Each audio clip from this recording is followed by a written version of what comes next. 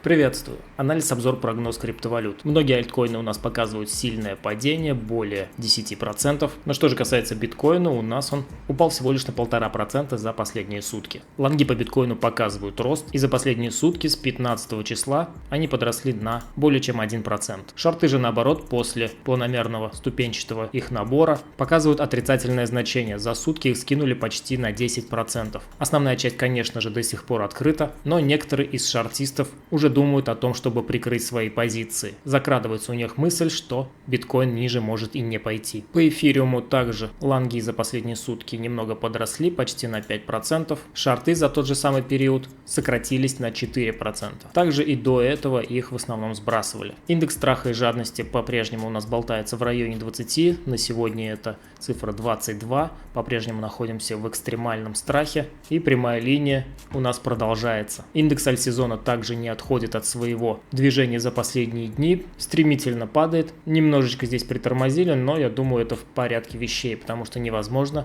падать по прямой линии. Даже здесь на истории видно, что это все ступенчато и с откатами. На сегодня показатель альтсезона 35. За последние сутки ликвидировано более 80 тысяч трейдеров на общую сумму 264 миллионов долларов. Конечно же, в основном это были лонгисты, почти 79% из общей суммы это потери лонгистов, но за последние дни это не максимальный показатель, были ликвидации побольше. Grayscale закупил пару монет за последние сутки, это ZEC и Zen. Теперь они также имеют положительный баланс за последние 7 дней. Все же остальное за последние 24 часа Grayscale сливал. Топ монет по социальной активности за последние сутки выглядит данным образом. На первом месте Bitcoin, ну и остальные монеты также все на слуху. Единственная монета Rise не так часто заглядывает в этот топ. А данная таблица нам показывает, какие монеты больше всего искали пользователи за прошедшие сутки. В основном здесь присутствуют игровые монеты, также куда же без BNB и Shiba Inu. Показатель резерва биткоина на всех биржах приостановил свое падение, показывает нам небольшой флэт на фоне падения цены биткоина. Эфириум также остановил свое стремительное падение, но не торопится расти. Возможно, это просто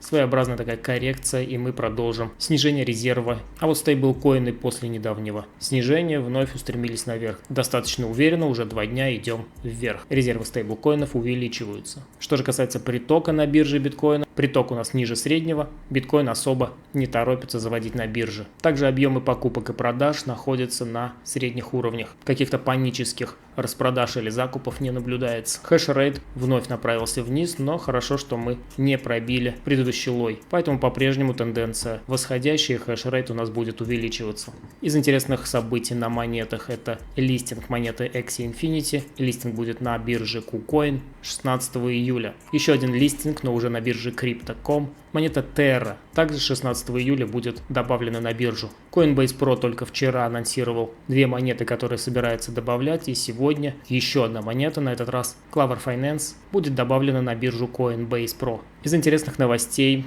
Ripple добилась вызова в суд бывшего сотрудника SEC. Мировой судья Сара Недберн отклонила протест комиссии по ценным бумагам и биржам США касательно вызова для дачи показаний экс-директора отдела корпоративных финансов ведомства Уильяма Хинмана. SEC заявляла, что якобы допрос Хинмана нарушит работу правительственных учреждений, и его нельзя отвлекать. Но судья отметила, что к данному процессу между SEC и Ripple присутствует большой интерес со стороны общественности. Это еще раз показывает, что большую роль сыграли держатели токенов XRP, которые еще в марте 2021 года заявили о намерении участвовать в процессе. Возможно, именно интерес держателей XRP и помогает бороться Ripple с SEC, потому что если бы всем было плевать, мне кажется, процесс давно бы уже завершился не в пользу Ripple. А вообще, почему Хинман так важен для Ripple? Интерес для Ripple представляет речь Хинмана от 2018 года. Тогда он отказался называть эфириум ценной бумагой и теперь должен разъяснить принципы принятия этого решения в суде. Ripple рассчитывает доказать, что они такие же, как и эфириум.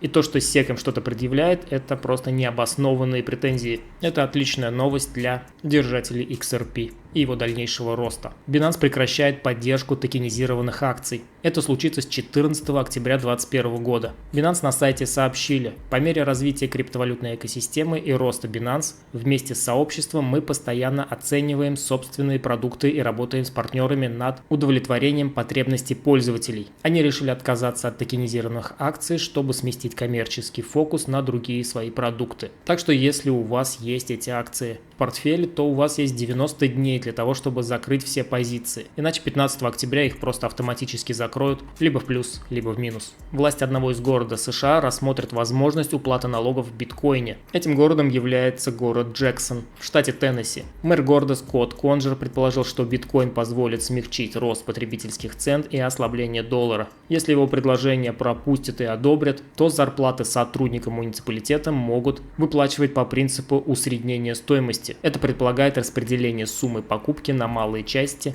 через регулярные промежутки времени. Почему мы соглашаемся с ростом инфляции? Почему бы нам не потребовать больше от нашего федерального правительства? 6,3% за 2 года, 172,8% за всю мою жизнь. С каждым годом наш доллар стоит все меньше. Ситуация не меняется. Есть только одно решение, написал он. И поставил хэштег биткоина. У него также на аватарке лазерные глаза. Очень уж это похоже на популизм. Я думаю, его инициативу просто не одобрят. Но все-таки это является плюсом, потому что разговоры о криптовалютах и о биткоине выходят уже на такой высокий уровень. PayPal повысит лимит на покупку криптовалют до $100 тысяч. До этого максимальная покупка могла составлять только $20 тысяч в неделю. Изменения позволят нашим клиентам получить больший выбор и гибкость при покупке криптовалюты. Это тоже является позитивным фактором для того, чтобы все больше и больше денег вливалось в криптоиндустрию и объемы торгов увеличивались. Италия и Мальта предупредили потребителей о нерегулируемой деятельности Binance. В своем предупреждении они заявили, что Binance не уполномочена предоставлять инвестиционные услуги и осуществлять операционную деятельность на территории их страны. Но по сути никаких запретительных законов и мер принято не было, они просто сообщили, что, как всегда, торговля на бирже является очень рискованным и опасным делом, что вы можете все потерять, и вообще у Binance нет никакой лицензии. То же самое заявили, в принципе, и на Мальте. Мальтийское управление финансовых услуг также напомнило потребителям о том, что ведомство не разрешало Binance вести на территории страны деятельность, связанную с криптовалютами. Хорошо, что пока никаких законодательных мер за этим не следует, лишь просто пугают и предупреждают. Все как обычно. А вот Британия продолжает бороться с Binance и криптовалютами. По факту это вторая страна после Китая, которая прям борется против криптовалют. На этот раз они решили выделить кучу денег на антирекламу криптовалют. Они выделили более $15 миллионов на маркетинг против криптовалют. Об этом заявил глава ведомства Управления по финансовому регулированию и надзору Великобритании Никел Радхи. Они обеспокоены, что среди молодого поколения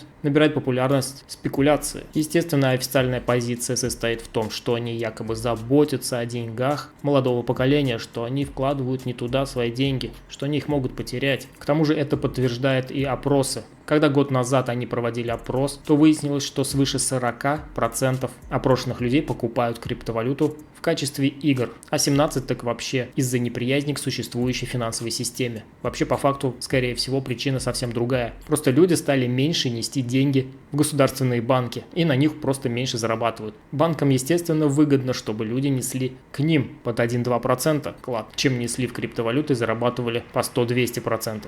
Ну и давайте посмотрим, что у нас происходит на графиках. На биткоине мы по-прежнему находимся в нисходящем канале и не пробили, так сказать, точку отмены прогноза в $29 тысяч.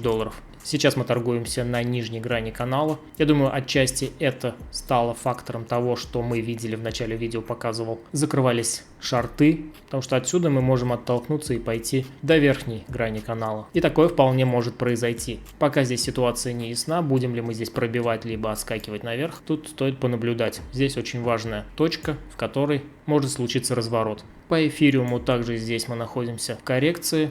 Пробили предыдущий локальный лой, получили здесь дивергенцию, вполне возможно тоже можем получить отскок наверх. Стопы также мы не пробили, поэтому прогноз на рост все еще актуален в рамках волны B. Ну и по Ripple также здесь без каких-либо изменений по объемам и по структуре. Вот здесь мы, конечно, имеем 3 волны, но крипта может из 3 волн развернуться, мы всякое уже на ней видали. По классике, конечно, после 3 волн мы должны обновить вот здесь лой, но локально мы можем здесь наблюдать формирование дивергенции на движение наверх. наверх. Если появятся хорошие объемы, появится заходной импульс, можно будет рассмотреть вариант на дальнейшее движение наверх, но пока Ripple выглядит слабо, и здесь он явно показывает себя слабее, чем эфириум и биткоин. Доминация биткоина после небольшой коррекции продолжает свой рост. Предыдущее нисходящее движение было трехволновым, что нам говорит о коррекционном характере движения, и вполне возможно доминация продолжит свое увеличение и пойдет хотя бы вот сюда до предыдущих хаев, а вполне вероятно и до следующих хаев. Посмотрим монету Matic, которую просили в комментариях, и что у нас здесь на ней. Так, прогнозов на ней никаких нет, давайте посмотрим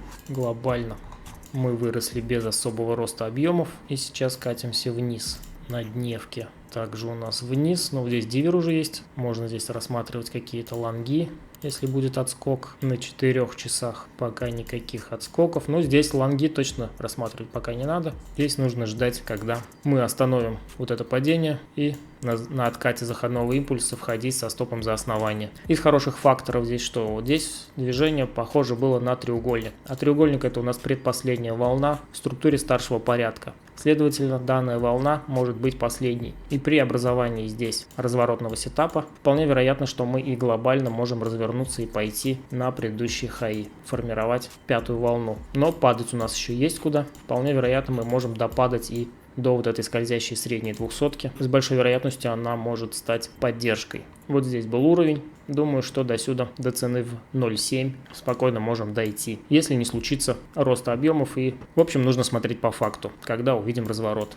Просто падающую цену ловить бессмысленно. Так, еще одна монета, это ТКО, или как она там называется. Так, мы ее уже смотрели ранее. Что у нас здесь было? Здесь предположили, что может сформироваться импульс с укороченной пятой волной. И далее мы находимся в коррекции. Лой мы здесь так и не пробили, что говорит о том, что данная структура еще валидна. Здесь имеем рост объемов и попытку закрепления над скользящей средней. С учетом структуры, с учетом вышедших объемов, импульсного характера движения, я думаю, что здесь можно рассмотреть вариант покупки с текущих уровней на дальнейший рост. Стоп за основание движения, но, конечно, лучше бы его поставить вообще вот сюда, за вот этот лой, так сказать, на уровень примерно 1.13. Это будет более надежно. Еще одна монета из комментариев, монета KSM, QSAMA, по-моему, это. Что у нас здесь? Здесь у нас также ничего не смотрели. Так, рост без особых объемов, падение на повышенных объемах. Но здесь по структуре очень похоже на то, что мы вообще завершили импульс. Сейчас находимся в коррекции всего роста. И поэтому падать нам еще есть куда. Больше всего торговали вот здесь на дне, поэтому сюда же мы можем и прийти. Но на пути этого падения есть вот здесь уровень, вот здесь уровень. Вот здесь даже зеркальный. Вполне вероятно, что в эти зоны мы падать и будем. Если смотреть локально, то у нас объемы падают. Но вот здесь структура похожа на импульсную.